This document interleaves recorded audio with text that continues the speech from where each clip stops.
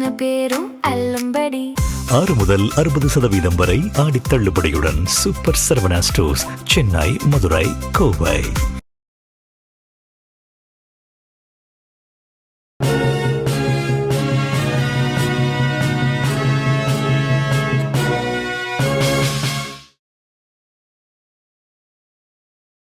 வணக்கம். ஜம் செய்திகளுக்காக தமிழ் மொழி. இந்திய நேரப்படி மதியம் 1:30 மணி செய்திகள். முதலில் ஜம் தலைப்புச் செய்திகளை காணலாம். இரு நாட்டு உறவுகளை வலுப்படுத்த ஆஸ்திரேலிய பிரதமர் அந்தோனி அல்பனிசுடன் இந்திய பிரதமர் மோடி பேச்சு. ஆஸ்திரேலியாவிலிருந்து யுரேனியம் பெறுவதற்கு புரிந்துணர்வு உடன்பாடுகள். டெல்லியிலும் அதையொட்டிய ஹரியானா, உத்தரப்பிரதேச மாநில பகுதிகளிலும் கனமழை. சாலைகளிலும் குடியிருப்பு பகுதிகளிலும் வெள்ளம் புகுந்ததால் மக்களின் இயல்பு வாழ்க்கை பாதிப்பு. நெல் மூட்டைகளை தீயில் கருக விடுவது விவசாயிகளின் உழைப்பை மலினப்படுத்தும் கொடுஞ்செயல் என சீமான் கருத்து. ஆலங்குளம் அருகே திறந்தவெளி சேமிப்பு கிடங்கில் தீ விபத்து ஏற்பட்டதை சுட்டிக்காட்டல். ஈரானின் துறைமுக நகரமான சபாகர் மீது அமெரிக்க விமானப்படை தாக்குதல். ஹார்முஸ் நீரிணையில் வணிக கப்பல்களுக்கு அச்சுறுத்தலை தடுக்கவே தாக்கியதாக அறிவிப்பு. தூத்துக்குடி மாவட்டம் குலசேகரன்பட்டினத்தில் ராக்கெட் ஏவுதளம் அடுத்த ஆண்டு மார்ச் மாதத்திற்குள் தயாராகும். கட்டுமான பணிகளை டிசம்பருக்குள் முடிக்க திட்டமிட்டுள்ளதாக இஸ்ரோ தலைவர் நாராயணன் அறிவிப்பு. பனகல் அரசரின் சீர்திருத்தங்கள் சமூக நீதி போராட்டங்களுக்கு அடித்தளமாக அமைந்தது. பனகல் அரசரின் பிறந்த நாளில் தமிழக முதலமைச்சர் விஜய் புகழ் வணக்கம். இனி விரிவான செய்திகளை காணலாம். ஆஸ்திரேலியாவுக்கு சென்றுள்ள இந்திய பிரதமர் நரேந்திர மோடி அந்நாட்டு பிரதமர் அந்தோனி அல்பனீசுடன் விரிவான பேச்சு நடத்தியுள்ளார்.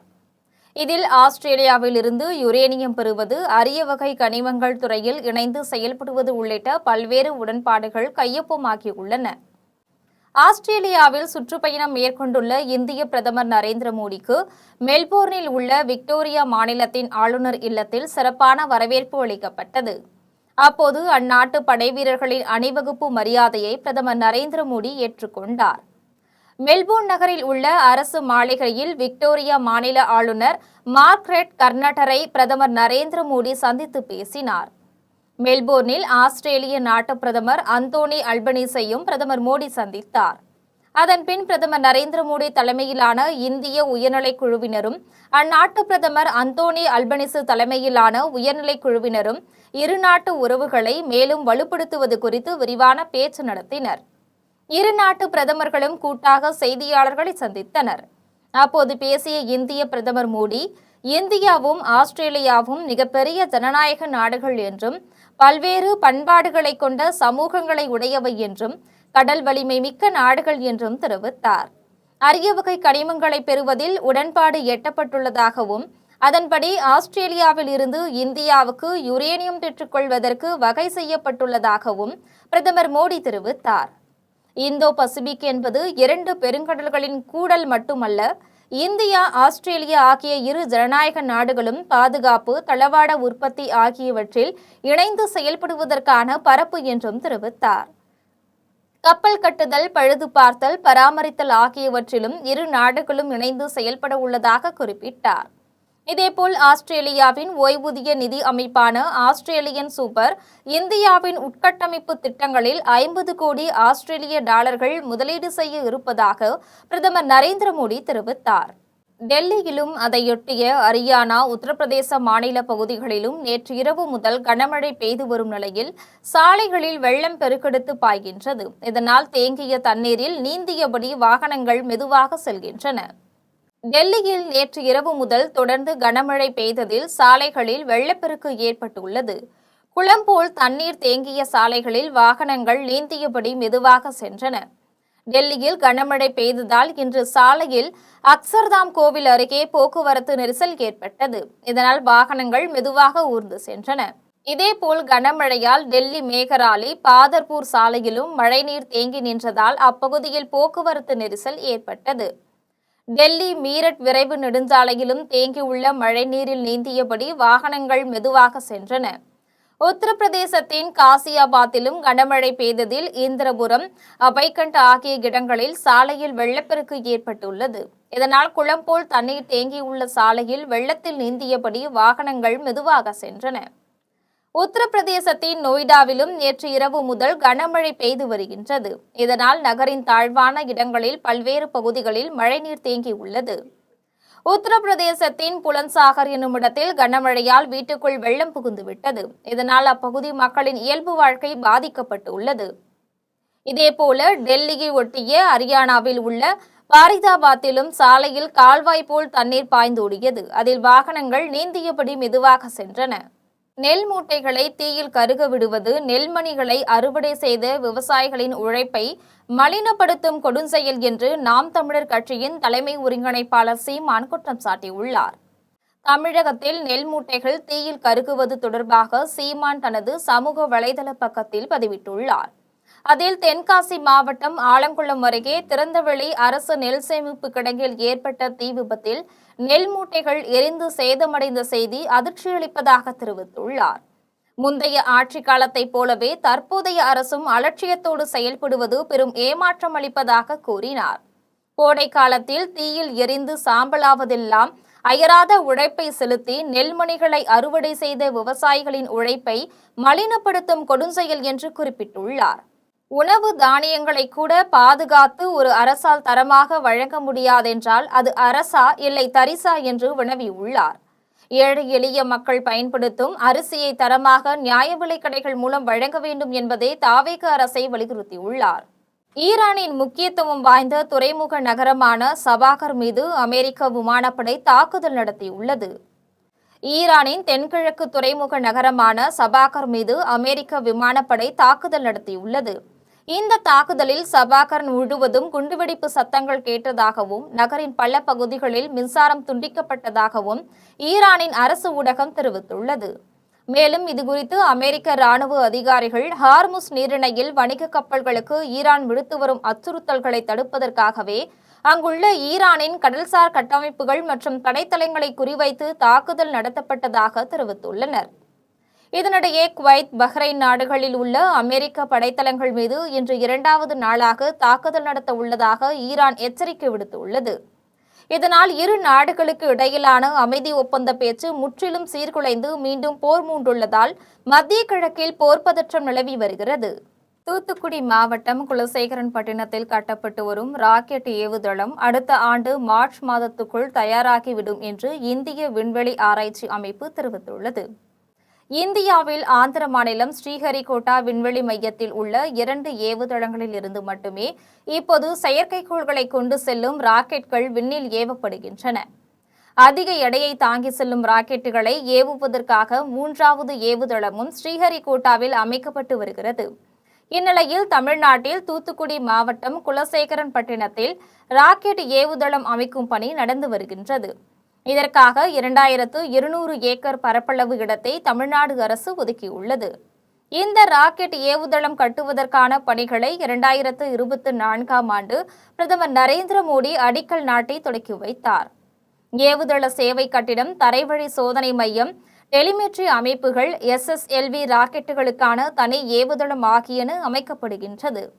ஒருங்கிணைப்பு கட்டிடத்தின் கட்டுமானம் நடந்து வருகின்றது. வரும் டிசம்பர் மாதத்திற்குள் கட்டுமான பணிகளை முடிக்க இலக்கு வைத்துள்ளனர்.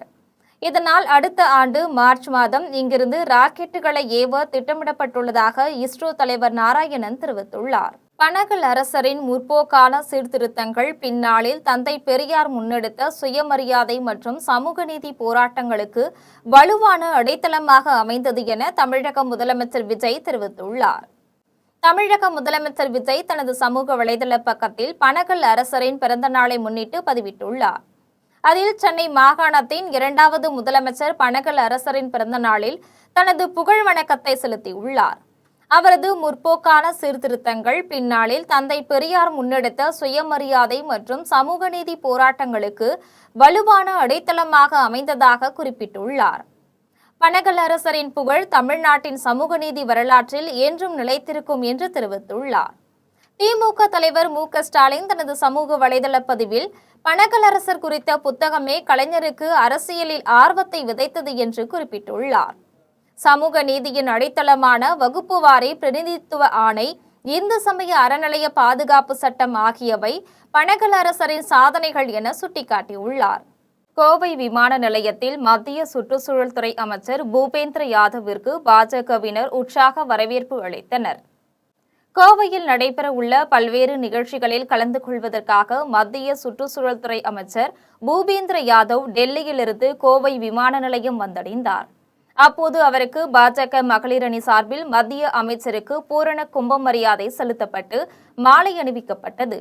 இதனைத் தொடர்ந்து பொள்ளாச்சி மற்றும் கோவை ஆகிய பகுதிகளில் வனத்துறை சார்பில் நடைபெறும் பல்வேறு ஆய்வுக் கூட்டங்களில் மத்திய அமைச்சர் பங்கு பெறவுள்ளார். பெரம்பலூரில் நிலுவையில் உள்ள பணிகளை விரைந்து முடிக்க அதிகாரிகளுக்கு அமைச்சர் என் ஆனந்த் அறிவுறுத்தினார். பெரம்பலூர் மாவட்ட ஆட்சியர் அலுவலகத்தில் நீர்வளத்துறையின் பல்வேறு பணிகள் மற்றும் திட்டங்களின் செயல்பாடுகள் குறித்த ஆய்வுக் கூட்டம் மாவட்ட ஆட்சியர் சரண்யா தலைமையில் நடைபெற்றது.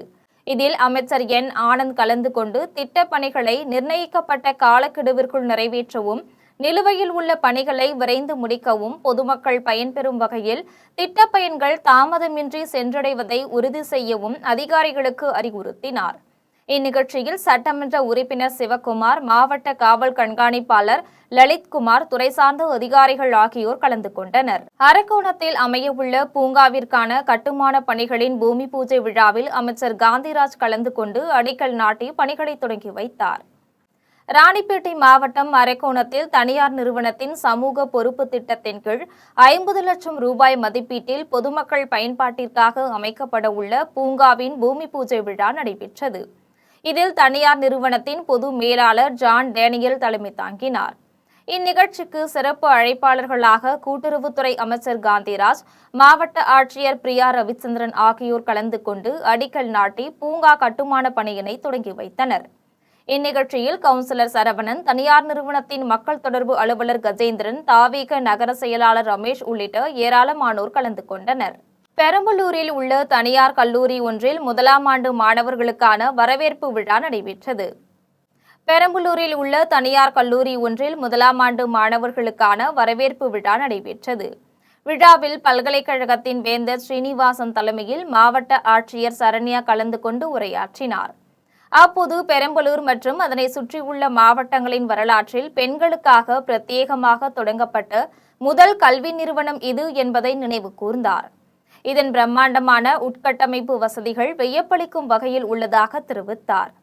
இந்நிகழ்ச்சியில் கல்லூரியின் முதல்வர், முனைவர், துணை முதல்வர், பேராசிரியர்கள், மாணவர்கள் உள்ளிட்டோர் கலந்து கொண்டனர். கவிஞர் புவியரசுவின் கவிதைகள் சமூக சிந்தனை, மனிதநேயம் மற்றும் முற்போக்கு கருத்துக்களை மக்களிடம் கொண்டு சென்றுள்ளதாக பல்சமய நல்லுறவு இயக்கத்தின் தலைவர் முகமது ரஃபி தெரிவித்துள்ளார். கோவை மாவட்டம் பீளமேட்டில் உள்ள தனியார் கல்லூரி அரங்கில் தமிழ்நாடு கலை இலக்கிய பெருமன்றத்தின் கோவை மாவட்ட குழு சார்பில் மறைந்த கவிஞர் புவியரசுவின் புகழஞ்சலி செலுத்தும் நிகழ்ச்சி நடைபெற்றது. இந்நிகழ்ச்சியில் இலக்கிய ஆர்வலர்கள், எழுத்தாளர்கள், கவிஞர்கள் உள்ளிட்ட ஏராளமானோர் கலந்து கொண்டு அஞ்சலி செலுத்தினர். இந்நிகழ்ச்சிக்கு சிறப்பு விருந்தினராக பல்சமய நல்லுறவு இயக்கத்தின் தலைவர் முகமது ரஃபி கலந்து கொண்டு மறைந்த கவிஞர் புவியரசுவின் உருவப்படத்திற்கு மலர் தூவி மரியாதை செலுத்தினார். இதைத் தொடர்ந்து அவர் பேசிய போது, கவிஞர் புவியரசுவின் கவிதைகள் சமூக சிந்தனை, மனிதநேயம் மற்றும் முற்போக்கு கருத்துக்களை மக்களிடம் கொண்டு சென்றுள்ளதாக தெரிவித்தார். புவியரசுவின் படைப்புகள் வருங்கால தலைமுறைக்கும் வழிகாட்டியாக இருக்கும் என்றும், அவரது இலக்கிய சிந்தனைகள் தொடர்ந்து பரவ வேண்டும் என்றும் வலியுறுத்தினார். தமிழ்நாட்டில் முழுமையான போதை ஒழிப்பை படிப்படியாக நடைமுறைப்படுத்த வேண்டும் என்ற உயரிய நோக்கத்தோடு அண்ணாமலை இந்த இயக்கத்தை தோற்றுவித்ததாக நாம் தலைவர் இயக்கத்தின் நிர்வாகிகள் தெரிவித்துள்ளனர். கரூர் குளித்தலையில் நாம் தலைவர் இயக்கத்தின் சார்பில் மாறுவோம் மாற்றுவோம் என்ற தலைப்பில் ஆலோசனை கூட்டம் நடைபெற்றது. கூட்டத்தில் தன்னார்வலர்கள் பார்த்திபன், நாகராஜ், ரவீந்திரன், பாஜக முன்னாள் நகர தலைவர் கணேசன் ஆகியோர் கலந்து கொண்டு உரையாற்றினர். அப்போது தமிழ்நாட்டில் முழுமையான போதை ஒழிப்பை படிப்படியாக நடைமுறைப்படுத்த வேண்டும் என்ற உயரிய நோக்கத்தோடு அண்ணாமலை இந்த இயக்கத்தை தோற்றுவித்ததாக தெரிவித்தனர். இதையடுத்து அனைத்து போதை ஒழிப்பு விழிப்புணர்வு உறுதிமொழி ஏற்றுக்கொண்டனர். இதில் 250க்கும் மேற்பட்ட உறுப்பினர்கள் கலந்து கொண்டனர். பள்ளப்பட்டியில் புதிய பேருந்து நிலைய கட்டுமான பணிகளை உடனடியாக தொடங்க வேண்டும் என்று அப்பகுதி பொதுமக்கள் தமிழக அரசுக்கு கோரிக்கை விடுத்துள்ளனர். திண்டுக்கல் மாவட்டம் பள்ளப்பட்டியில் 10 ஏக்கர் பரப்பளவில் புதிய புறநகர் பேருந்து நிலையம் அமைப்பதற்காக மாநகராட்சி சார்பில் 75 கோடி ரூபாய் நிதி ஒதுக்கீடு செய்யப்பட்டு அதற்கான பணிகள் கடந்த சில நாட்களுக்கு முன்பு துவங்கப்பட்டன. இந்நிலையில் தனிநபர்கள் சிலர் பேருந்து நிலைய கட்டுமான பணிகளை தடுப்பதற்கான முயற்சிகளை செய்து வருவதாக கூறப்படுகின்றது. இதுகுறித்து அப்பகுதி பொதுமக்கள் செய்தியாளர்களிடம் பேசிய போது, இந்த பகுதியில் பேருந்து நிலையம் அமைந்தால் தங்களது கிராம மக்களின் வாழ்வாதாரம் உயரும் என்று தெரிவித்தனர். மேலும் திண்டுக்கல் நகர் பகுதிக்குள் போக்குவரத்து நெரிசல் முற்றிலும் குறையும் என்று கூறினர். எனவே புதிய பேருந்து நிலைய கட்டுமான பணிகளை தமிழக அரசு உடனடியாக துவங்க வேண்டும் என்று கோரிக்கை விடுத்தனர். சேலத்தில் உள்ள கரும்பு ஆலைகளில் பிளாஸ்டிக் மற்றும் ரப்பர் கழிவுகள் எரிக்கப்படுவதால் வெளியேறும் அடர்ந்த கரும்புகையால் அப்பகுதி பொதுமக்கள் கடும் அவதிக்கு உள்ளாகி வருகின்றனர். சேலம் மாவட்டம் ஓமலூர் மற்றும் காடையாம்பட்டி வட்டாரங்களில் உள்ள கரும்பு ஆலைகளில் வெள்ளம் காய்ச்சுவதற்காக பிளாஸ்டிக் மற்றும் ரப்பர் கழிவுகள் சட்டவிரோதமாக எரிக்கப்பட்டு வருகின்றன. இதனால் வெளியாகும் நச்சு கரும்புகையின் துகள்கள் வெள்ளப்பாவில் கலப்பதால் அதனை உண்ணும் மக்களுக்கு கடுமையான உடல்நல பாதிப்புகள் ஏற்படும் அபாயம் உள்ளது. மேலும் சேலம் விமான நிலையத்தை சுற்றியுள்ள ஆலைகளிலிருந்து வெளியேறும் அடர்ந்த கரும்புகையால் விமானங்கள் இயக்குவதிலும் பாதிப்பு ஏற்படுகின்றது. எனவே சுற்றுச்சூழல் மற்றும் உணவு பாதுகாப்புத்துறை அதிகாரிகள் உடனடியாக உரிய நடவடிக்கை எடுக்க வேண்டும் என்று கிராம மக்கள் கோரிக்கை விடுத்துள்ளனர். சமூக வலைதளம் மூலம் அறிமுகமான ஹஜ் பயண ஏஜென்சியிடம் பணத்தை ஏமாந்த சென்னை குடும்பத்தினர் தங்களின் 15 லட்சம் ரூபாயை மோசடி செய்து பறித்துக் கொண்டதாக கண்ணீர் மல்க புகார் தெரிவித்துள்ளனர். ஹஜ் பயணம் மேற்கொள்வதற்காக பணம் செலுத்தி ஏமாற்றமடைந்ததாக சென்னை சேப்பாக்கத்தில் உள்ள பத்திரிகையாளர் மன்றத்தில் ஆலந்தூரை சேர்ந்த குடும்பத்தினர் செய்தியாளர்களை சந்தித்து பேசினர். அப்போது ஹஜ் பயணம் செல்வதற்காக ஈரோட்டை சேர்ந்த தனியார் ஏஜென்சியை அணுகியுள்ளதாக தெரிவித்தனர். அப்போது அவர்களிடம் 15,42,000 ரூபாய் பணத்தினை கொடுத்துள்ளதாக கூறினர். இதன் பின்னர் ஹஜ் பயணத்திற்கு புறப்படுவதற்கு முன்னதாக அந்த நிறுவனத்தை தொடர்பு கொண்டபோது தங்களுடைய பெயர் பதியப்படவில்லை என்று கூறியதால் அதிர்ச்சியடைந்ததாக தெரிவித்தனர். இதையடுத்து அந்நிறுவனம் குறித்து ஆய்வு செய்த பின்னர் தாங்கள் ஏமாற்றப்பட்டது தெரியவந்ததாக கூறினர். இதுகுறித்து ஆலந்தூர் காவல் நிலையத்தில் புகார் செய்யப்பட்டுள்ளதாகவும் தக்க நடவடிக்கை எடுக்கப்பட வேண்டும் என்றும் அவர்கள் கேட்டுக்கொண்டனர். சேலம் அருகே அரசு பள்ளி ஆசிரியை வீட்டின் பூட்டை உடைத்து பீரோவில் இருந்த 23 பவுன் தங்க செயின் உள்ளிட்டவர்களை மர்ம நபர்கள் திருடி சென்ற சம்பவம் அப்பகுதியில் பெரும் பரபரப்பை ஏற்படுத்தியுள்ளது. சேலம் மாவட்டம் எர்ணாகுளம் கிராமத்தை சேர்ந்தவர்கள் குமரவேல், புவனேஸ்வரி தம்பதியர். இதில் புவனேஸ்வரி கோனேரிப்பட்டி அரசு பள்ளியில் ஆசிரியராக பணியாற்றி வந்த நிலையில் கவுன்சிலிங்காக கணவருடன் சேலம் சென்றுவிட்டு இரவில் வீடு திரும்பியுள்ளார். அப்போது புவனேஸ்வரி வீட்டின் கேட்டை திறந்து கொண்டு வீட்டின் கதவை திறப்பதற்காக சென்றபோது கதவு திறந்திருப்பதைக் கண்டு அதிர்ச்சியடைந்துள்ளார். இதன் பின்னர் உடனடியாக அவர் கணவர் குமரவேலை அழைத்துக் கொண்டு வீட்டினுள் சென்று பார்த்தபோது பீரோவில் இருந்த 23 பவுன் தங்கச் செயின், நெக்லஸ், வெள்ளி கொலுசு, 10,000 ரூபாய் பணம் ஆகியவை திருடப்பட்டிருப்பதைக் கண்டு அதிர்ச்சியடைந்துள்ளார்.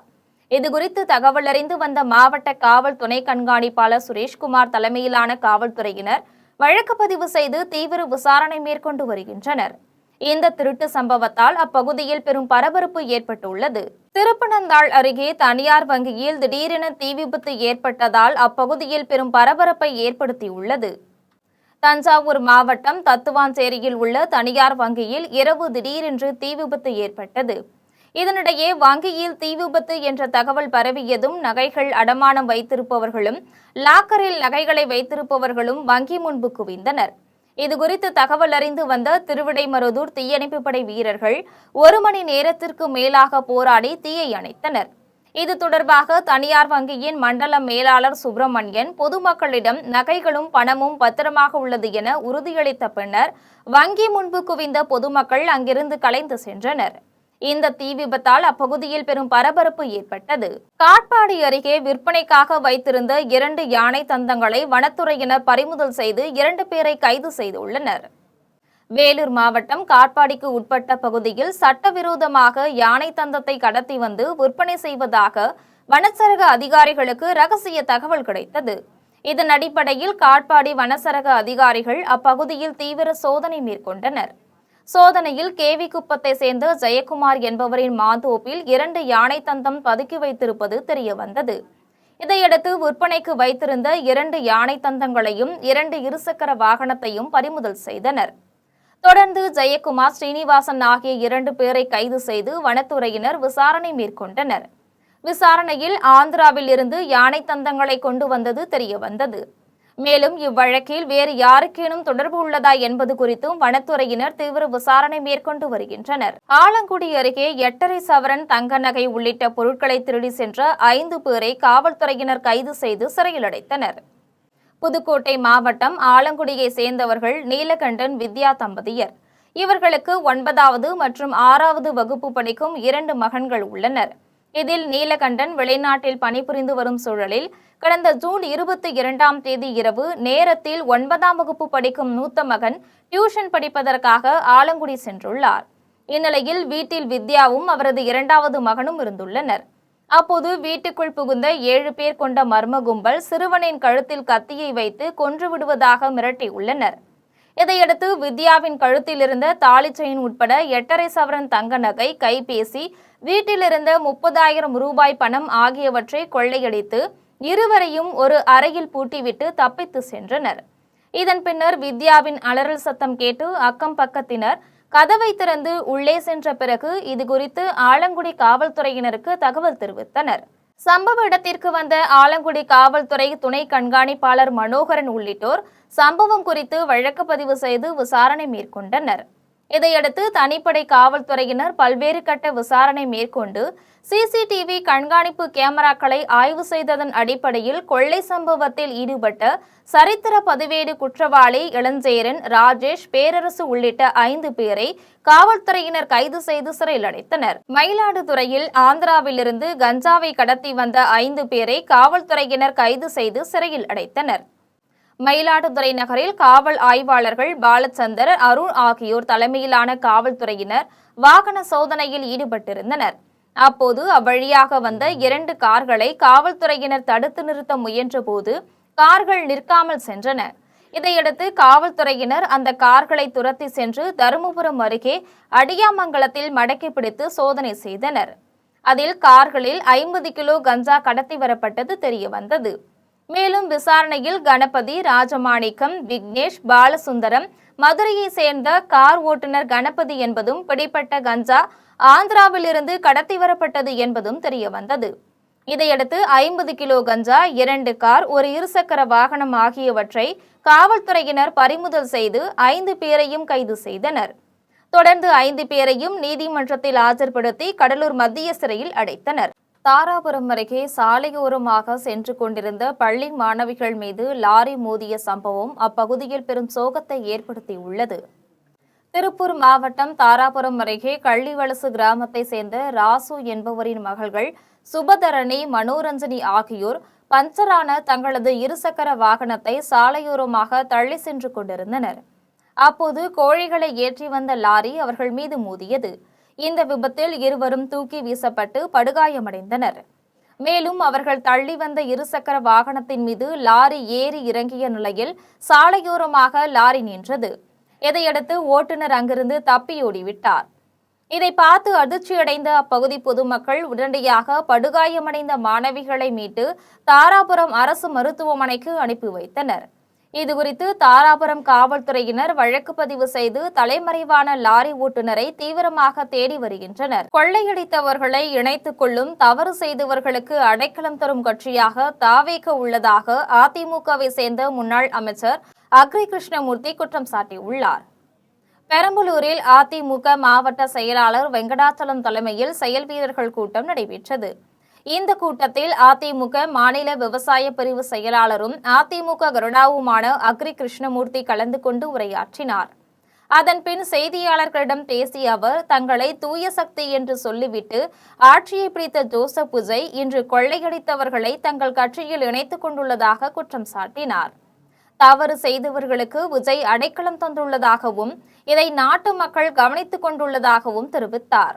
வரும் உள்ளாட்சி தேர்தல், சட்டமன்ற தொகுதிகளுக்கான இடைத்தேர்தல் ஆகியவற்றில் மக்கள் தகுந்த பாடம் புகட்டுவார்கள் என்றும் தெரிவித்தார். சார்பில் செயல் வீரர்கள், வீராங்கனைகள் ஆலோசனை கூட்டம் மிக சிறப்பான முறையிலே நடைபெற்றது.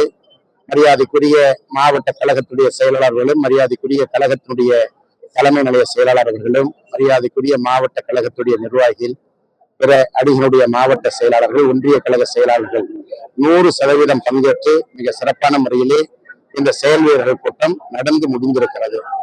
சமுதாயத்தை பெரிதும் பாதிக்கக்கூடிய மிகப்பெரிய குற்றங்களாக சைபர் குற்றங்கள் விளங்குவதாக சென்னை பெருநகர ஆணையாளர் அமல்ராஜ் தெரிவித்துள்ளார். சென்னை அருகே ராமாபுரத்தில் உள்ள தனியார் கல்லூரி ஒன்றில் போதை விழிப்புணர்வு நிகழ்ச்சி கல்லூரியின் தலைவர் சிவக்குமார் தலைமையில் நடைபெற்றது. இதில் சென்னை பெருநகர ஆணையாளர் அமல்ராஜ் கலந்து கொண்டு உரையாற்றினார். அப்போது பேசிய அவர், இன்று சமுதாயத்தை பெரிதும் பாதிக்கக்கூடிய மிகப்பெரிய குற்றங்களாக சைபர் குற்றங்கள் விளங்குவதாக தெரிவித்தார். இந்த குற்றங்கள் நமது அறியாமை காரணமாக தொடர்ந்து நடைபெற்று வருவதாக தெரிவித்தார். மேலும் எதிர்காலத்தில் மாணவர்கள் போதைக்கு அடிமையாகிவிடக் கூடாது என்பதற்காகத்தான் இதுபோன்ற விழிப்புணர்வு நிகழ்ச்சிகள் நடைபெறுவதாக கூறினார். நம்மை எது பாதிக்கிறது?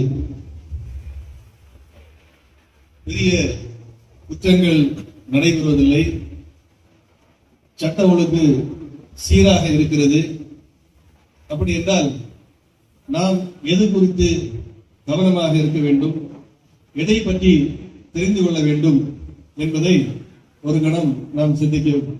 அமைச்சர்கள் அந்தந்த துறையைத்தான் ஆய்வு செய்ய வேண்டும் என்று தமிழ்நாடு உயர்நிலை மேல்நிலைப்பள்ளி பட்டதாரி ஆசிரியர் கழக மாநில பொதுச் செயலாளர் குமரேசன் தெரிவித்துள்ளார். புதுக்கோட்டை புதிய பேருந்து நிலையம் அருகில் உள்ள அறிவியல் இயக்கம் அலுவலகத்தில் தமிழ்நாடு உயர்நிலை மேல்நிலைப்பள்ளி பட்டதாரி ஆசிரியர் கழக மாநில பொதுச் செயலாளர் குமரேசன் செய்தியாளர்களை சந்தித்தார்.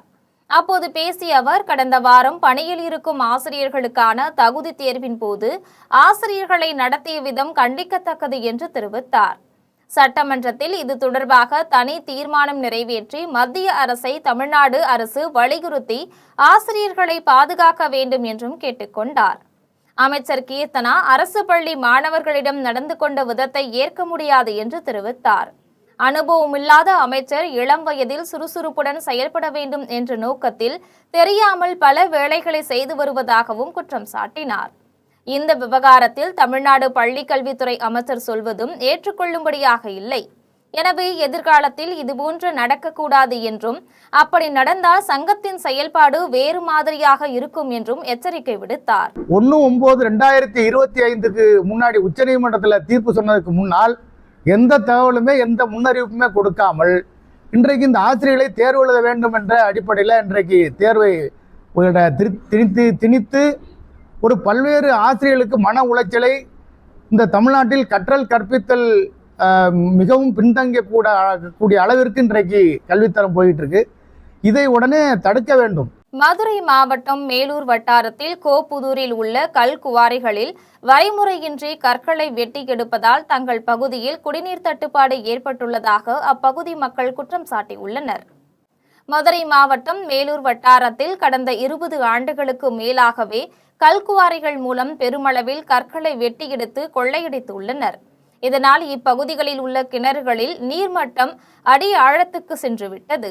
இங்குள்ள கோப்புதூர் என்னும் ஊரிலும் சட்ட விதிமுறைகளை மீறி செயல்படும் கல்குவாரிகளால் நிலத்தடி நீர்மட்டம் ஆழத்துக்கு சென்றுவிட்டது.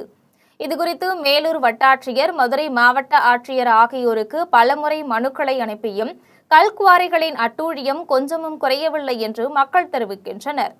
இதனால் குடிநீர் தட்டுப்பாடு தலைவிரித்தாடும் நிலையில் இங்குள்ள பெண்கள் குன்று பகுதியில் உள்ள சுனையில் சென்று தண்ணீர் எடுத்து வரவேண்டிய நிலை உள்ளது. கல்குவாரிகளின் சட்டவிரோத செயல்பாடுகள் அதிகரித்து உள்ளதால் சுனையில் நீர் ஊறுவதும் குறைந்துவிட்டதாக கூறும் பொதுமக்கள் கல்குவாரிகளை மூடுவதற்கு நடவடிக்கை எடுக்க வேண்டும் என்று கோரிக்கை விடுத்துள்ளனர். கோவை அரசு தலைமை மருத்துவமனையில் எலிகளின் நடமாட்டம் அதிகரித்துள்ளதால் நோயாளிகள் கடும் அவதிக்குள்ளாகி வருகின்றனர்.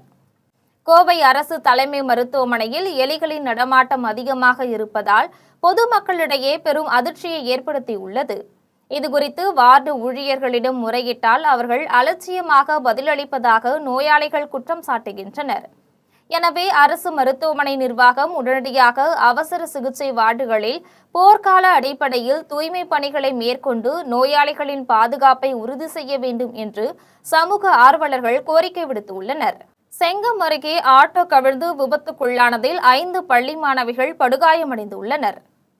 திருவண்ணாமலை மாவட்டம் மேல்பள்ளிப்பட்டு பகுதியில் உள்ள அரசு பெண்கள் மேல்நிலைப் பள்ளியில் 12ஆம் வகுப்பு படிக்கும் மாணவிகள் மாலை சிறப்பு வகுப்புகள் முடித்துவிட்டு ஆட்டோவில் வீடு திரும்பியுள்ளனர்.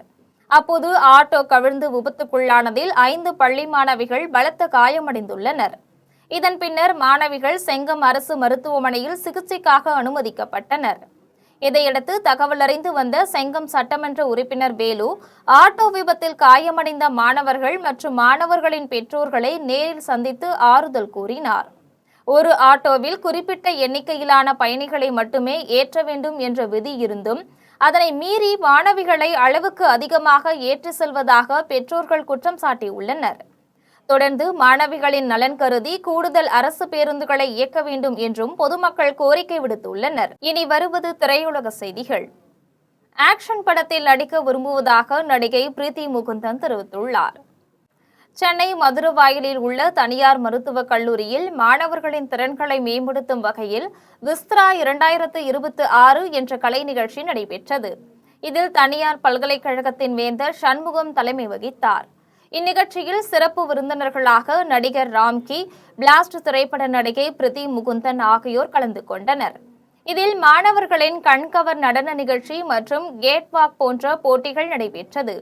வெற்றி பெற்ற மாணவ மாணவிகளுக்கு 10 லட்சம் ரூபாய்க்கும் மேற்பட்ட பரிசுத் தொகை வழங்கப்பட்டது. இவ்விழாவில் பேசிய நடிகை பிரீத்தி முகுந்தன் தனது தாய் ஒரு மருத்துவர் என்றும் அவரை பிடிக்கும் என்று தான் ஒரு விஜய் ரசிகை என்று குறிப்பிட்டார். ஆக்ஷன் படத்தில் நடிக்க விரும்புவதாக அவர் தெரிவித்தார். இனி வருவது விளையாட்டு செய்திகள்.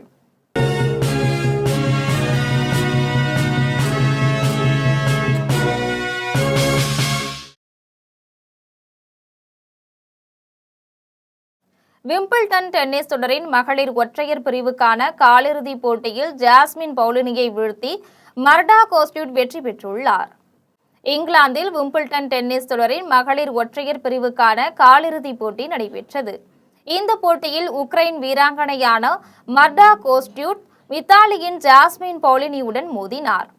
இதில் மிகவும் சிறப்பாக விளையாடிய மர்டா கோஸ்ட்யூக் 6-3, 6-2 என்ற செட் கணக்கில் ஜாஸ்மின் பவுலினியை வீழ்த்தினார்.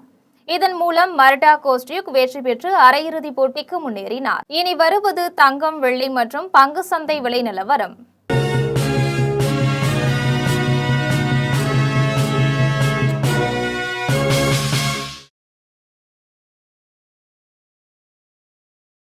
சென்னையில் ஆபரண தங்கம் இன்று ஒரு சவரன் 1,05,760 ரூபாய்க்கு விற்பனை செய்யப்படுகின்றது.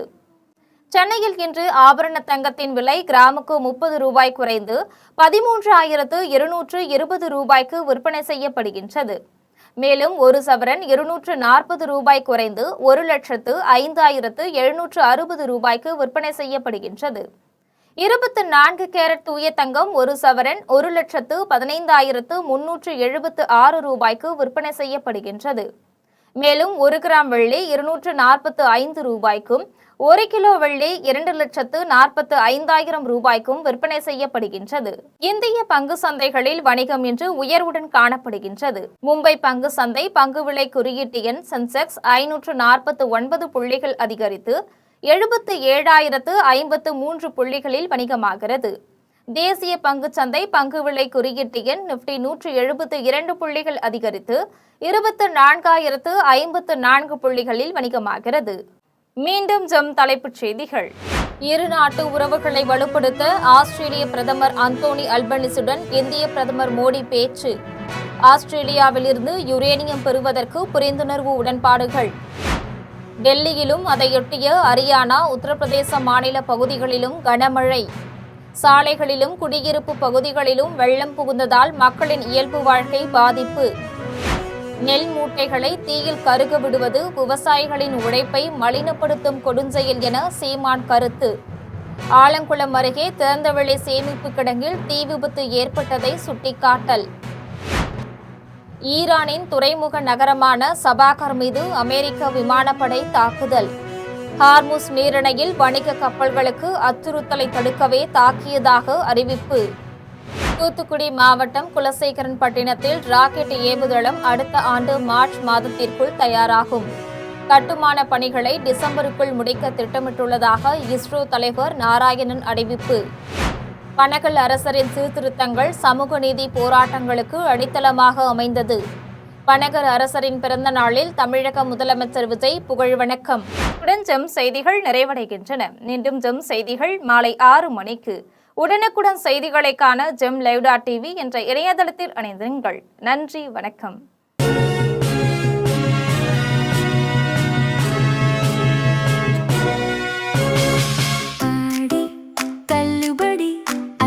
பேரும் அல்லும்படி 6 முதல் 60% வரை ஆடி தள்ளுபடியுடன் சூப்பர் சரவணா ஸ்டோர்ஸ், சென்னை, மதுரை, கோவை.